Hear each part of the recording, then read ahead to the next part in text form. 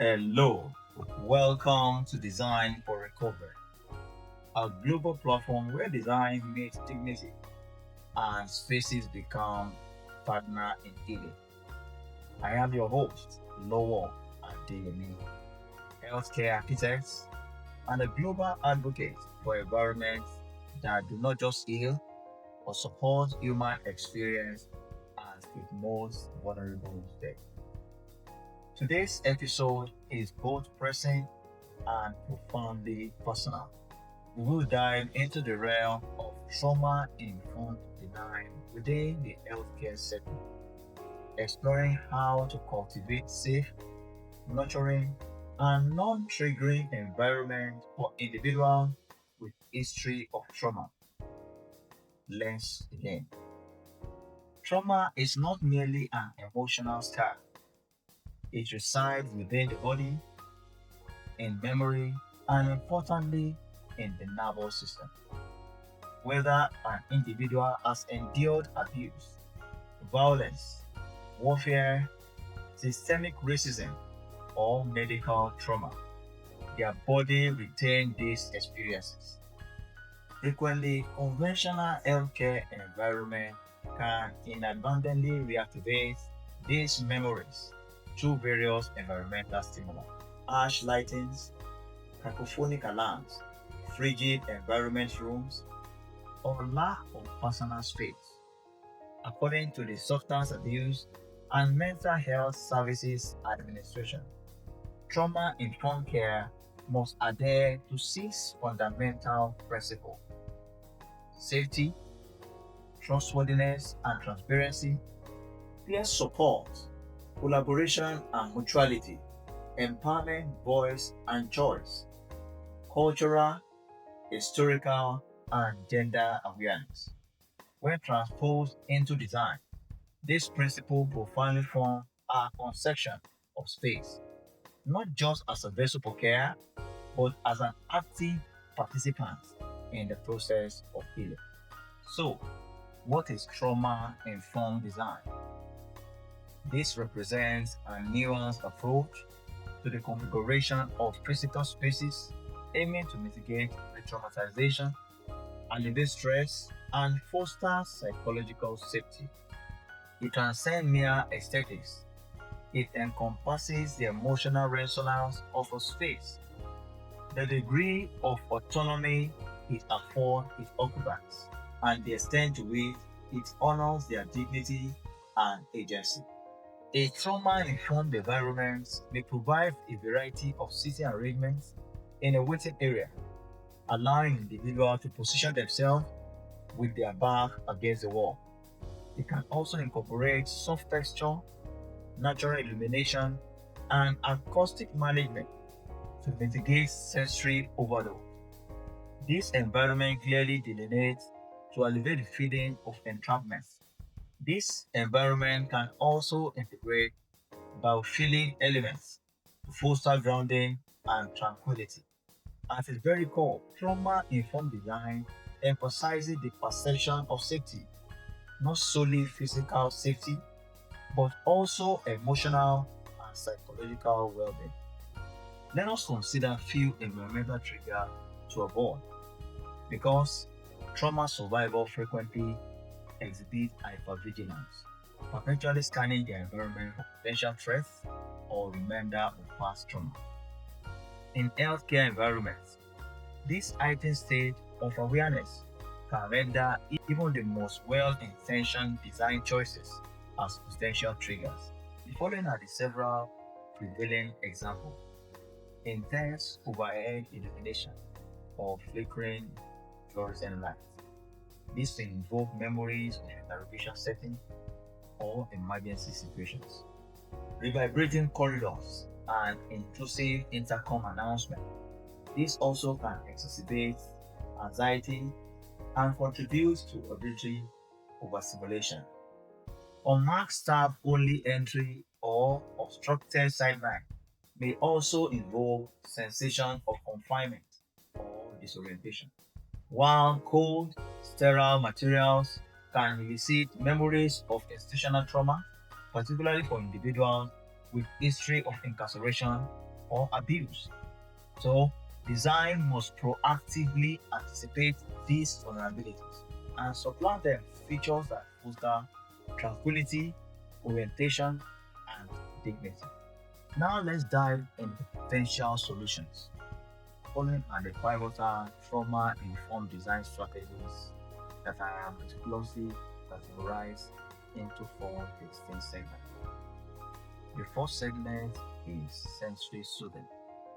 There's a need to utilize indirect, ambient lighting, and adjustable features.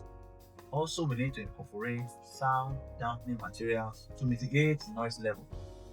Introduction of texture that evoke the sense of nature and softness, such as wood, textile, or acoustic wall panels. It is very important to ensure staff-wide environments. Instead, we can opt for muted and earthy hues. The second segment is empowerment through choice. It is important to provide adaptable seating arrangements, movable furnishings, and options for privacy, such as curtains or partitions. We need to empower patients with the ability to regulate lighting, temperature, and media within their rooms. We can also offer multiple navigation pathways whenever visible, ensuring that individuals do not experience a feeling of confinement, which is very important. So the third segment is about clarity and predictability. There is a need to embrace transparency design principle, clear signages, visual access to exits, and a coherent layout. We must avoid a superfluous barrier or perplexing circulation patterns. It is also important to foster open communication. Design should embody the principle of transparency and trust. And the fourth segment, which is the last, is the cultural and identity sensitivity. There is a need to integrate culturally resonant artworks and visual indicators. We must also establish spaces conducive for spiritual or cultural practices, including prayer rooms or healing gardens. It is important to acknowledge the needs of refugees and neurodivergent individuals through inclusive design standards. These are not merely amenities, they are instruments of psychological rejuvenation. Let's now explore a few examples where trauma-informed design principles are making a real difference. The first of this case study is Center for Youth Wellness at San Francisco. This center is founded to confront the challenges posed by adverse childhood experience, ACEs. This pediatric clinic meticulously incorporates trauma-informed design into every facet of its environment, inviting residential finishes, absence of harsh fluorescent lighting, tranquil waiting area, natural wood elements, and acetone interwoven throughout. So, what was the outcome of all these inputs? It results into enhanced engagement, diminished anxiety, and improved indicators of long-term wellness. The second and the last case study is Trauma Recovery Center, Ohio. This outpatient mental facility is dedicated to supporting survivors of violence. It boosts private entries and exits to ensure confidentiality, district staff stations to maintain privacy, curated biophilic interior that foster a calming environment, and a trauma-sensitive artwork created by local survivors. This center has reported enhanced retention and elevated client satisfaction.